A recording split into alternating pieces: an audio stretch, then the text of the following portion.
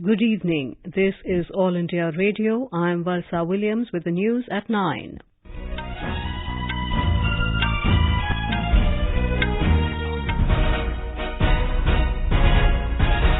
The headlines.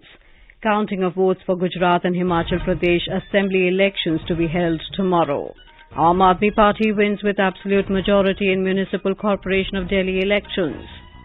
India not to tolerate any unilateral attempt by China to alter line of actual control, says External Affairs Minister S. Jaishankar in Rajya Sabha. Sensible to get best deal in public interest, clarifies External Affairs Minister on India's Russian oil import.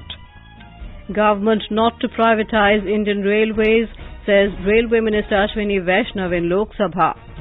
And in cricket, Bangladesh beat India by 5 runs in second one-day international and take unassailable 2-0 lead in 3-match ODI series. The counting of votes for the Gujarat and Himachal Pradesh Assembly elections will be held tomorrow. Chief Election Commissioner Rajiv Kumar and Election Commissioners Anup Chandra Pandey and Arun Goyal today reviewed the preparations for the counting of votes across 116 counting centres. The counting for by-polls to the Mainpuri Lok Sabha seat and 6 assembly constituencies in 5 states will also be taken up tomorrow. These assembly constituencies are Rampur and Khatoli in Uttar Pradesh, Padampur in Odisha, Sardar Sheher in Rajasthan, Kurhani in Bihar and Bhanu Pratappur in Chhattisgarh. The counting will start at 8 a.m. The Commission said elaborate and foolproof arrangements have been made at all the counting centres. All strong rooms where polled electronic voting machines are kept are under 3-layered security. The Election Commission said the results will be updated periodically on the Commission's website to display the current round-wise trends and results of each constituency. People can also access the trends and results on the Commission's Voter Helpline app mobile app. In Gujarat, the stage is set to conduct the counting of votes at all 37 centres, covering 182 seats tomorrow. Gujarat registered 64.33% polling. Our correspondent reports that the fate of 1,621 candidates, including Chief Minister Bhupendra Patel, Aam Aadmi Party's Chief Ministerial candidate Isudan Gadvi, youth leaders Hardik Patel, Jignesh Mevani and Alpesh Thakur, will be decided tomorrow. A report. All necessary arrangement has been put in place for tomorrow's counting of votes in Gujarat. Chief Electoral Officer of the state said that 182 observers and equal number of assistant election officers have been deployed. There are additional 494 assistant election officers have also been deployed to monitor the counting process. A micro observer, counting supervisor and counting assistant are deployed at each counting table. Election Commission will videograph the entire counting process. A 3-tier security system has also been put in place across the counting centers. Gujarat police will be deployed outside counting centers. With Aparna Khund, this is Manas Patim Sharma, AR News, Ahmedabad. In Himachal Pradesh, elaborate arrangements have been made for the counting of votes at 68 counting halls in 59 places across the state. Our correspondent reports that Section 144 will be imposed by the district administration as per the order of the Election Commission in the limited areas of the counting centres. Minimum 8 and maximum 14 tables have been placed for ensuring smooth and uninterrupted counting in 68 halls across the state. There will be a separate table for the postal ballots and for scanning electronically transmitted postal ballots connected to computers for counting. Chief Electoral Officer Manish Garg said a team of returning officer and assistant returning officers have also been deployed to ensure a smooth counting process. He further added that no candidate or any other person will be allowed within a perimeter of 100 meters from the counting centers, except those having a valid identity card or pass issued by the Election Commission of India. Around 10,000 duty staff, including security personnel, have been deployed for the counting duty in this state tomorrow. Sanjeev Sundaryal, AIR News, Shimla.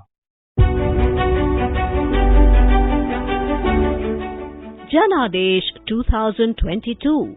Results of Assembly elections in Gujarat and Himachal Pradesh. On Thursday, the 8th of December 2022.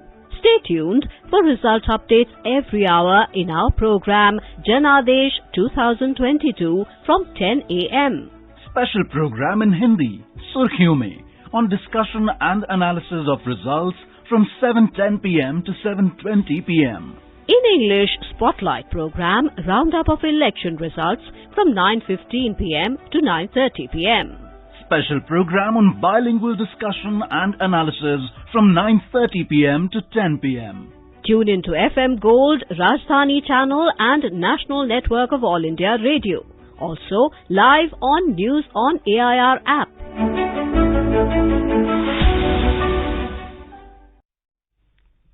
Aam Aadmi Party has won with absolute majority in the Municipal Corporation of Delhi election. According to the State Election Commission, AAP won 134, Bharatiya Janata Party bagged 104 and Congress 9 seats, while independent candidates secured 3 seats. A total of over 1,349 candidates, including 709 women, were in the fray. The polls for 250 municipal wards in the national capital were held on the 4th of December, which saw a voter turnout of 50.48%. India's endeavour during the G20 presidency is to build consensus within the grouping, champion causes especially of the Global South, and shape the setting of the agenda. This was stated by External Affairs Minister Dr. S. Jaishankar while making a statement in the Rajya Sabha on the latest developments in India's foreign policy. He said G20 will be an opportunity to highlight the 3 Ds of India: development, democracy and diversity. The minister expressed pride that due to India's initiatives, the year 2023 has been declared by the UN as the International Year of Millets. Dr. Jaishankar informed the House that India will be hosting the 17th Pravasi Bharatiya Divas at Indore from the 8th to the 10th of January next year. He said President of Egypt, Abdel Fattah al-Sisi, will grace the Republic Day celebration next year as chief guest. Responding to members' queries on LAC, the minister said India has made it clear to China that attempts to unilaterally change the LAC will not be tolerated.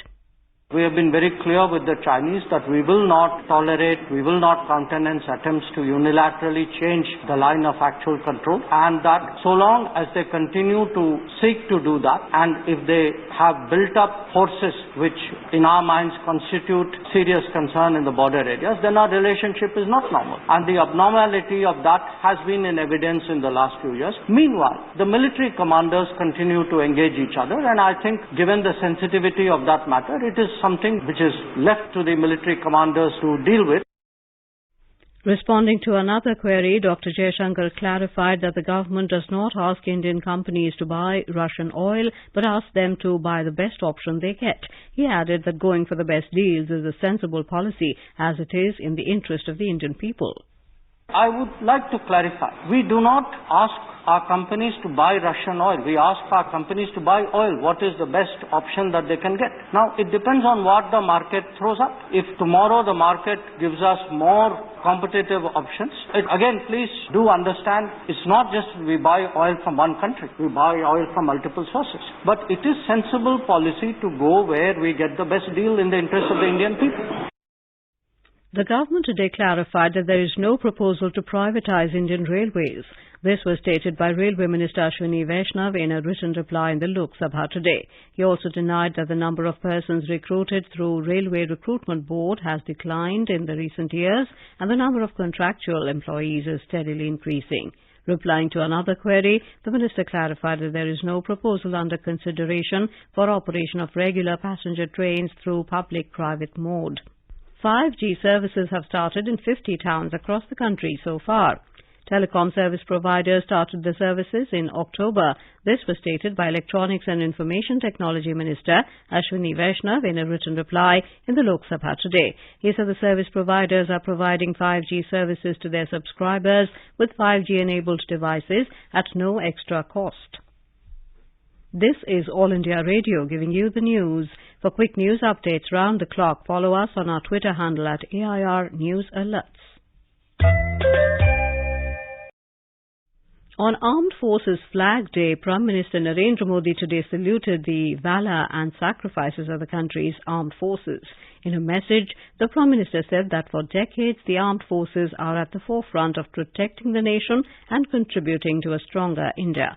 Mr. Modi also urged countrymen to contribute to the Armed Forces Flag Day Fund. The Reserve Bank of India today hiked the policy repo rate for the fifth consecutive time by 35 basis points to 6.25%, announced RBI Governor Shaktikanta Das. Prior to this, the RBI had raised the repo rate by 40 basis points in an off-cycle meeting in May and 50 basis points in June, August and September. The central bank increased the rate after inflation continues to stay above its tolerance band. Governor Shaktikanta Das, while delivering the Monetary Policy Committee announcement, said the FY23 real GDP forecast had been lowered to 6.8%, which is 0.1% lower than the revised estimates released by the World Bank yesterday. G20 is an opportunity for India to play a larger role in the global scenario, RBI Governor Shaktikanta Das said at a post-monetary policy press conference held in Mumbai today. Explaining the RBI's role in G20, he said there are two tracks. One is financing and the other is Sherpa track. On the finance track, the central bank will discuss digital payments and banking services, and on the Sherpa's track, many other issues like climate change, global warming, community health and technology will be discussed. The Telecom Regulatory Authority of India, TRAI, has decided that no charges will be levied for SMS and cell broadcast alerts or messages sent either during a disaster or prior to notification of a disaster or after the expiry of the disaster. TRAI took the decision considering the significance of alerts and messages sent as per directions issued under the Disaster Management Act. The authority said this while issuing the Telecom Tariff Order 2022 on tariffs for SMS and cell broadcast alerts disseminated through the Common Alerting Protocol platform during disaster or non-disaster situations. It said telecom service providers shall broadcast messages to all the subscribers through cell broadcast free of cost during disaster and non-disaster periods. The Animal Welfare Board of India has issued advisories with regard to stray dogs and pet dogs. The Ministry of Animal Husbandry said in recent times it has been brought to notice that atrocities against the dogs, feeders of dogs and caregivers, and conflicts among urban residents are increasing day by day. The ministry said the central government has framed the Animal Birth Control Dog Rule 2001, which is to be implemented by the local authority to control the population of stray dogs. The main focus of the rules is on anti-rabies vaccination of stray dogs and neutering of stray dogs as means of population stabilization. The Supreme Court has in various orders specifically mentioned that the relocation of dogs cannot be permitted. The municipal corporations need to implement the animal birth control and anti-rabies program jointly. The Commission for Air Quality Management in NCR and adjoining areas has revoked Stage 3 of the Graded Response Action Plan in the entire National Capital Region with immediate effect in view of the improvement in overall air quality. The Commission added that actions under Stage 1 to Stage 2 of the GRAP shall, however, remain invoked and be implemented by all agencies concerned in the entire NCR to ensure that AQI levels do not slip further to the severe category. The domestic share markets today witnessed modest losses. The Sensex and the Nifty both fell amid negative cues from global share markets. The BSE Sensex finished below the 62,500 mark, while the Nifty settled below the 18,600 level. In cricket, Bangladesh beat India by 5 runs in the second one-day international at Sher-e-Bangla National Stadium in Dhaka to take an unassailable 2-0 lead in the 3-match series.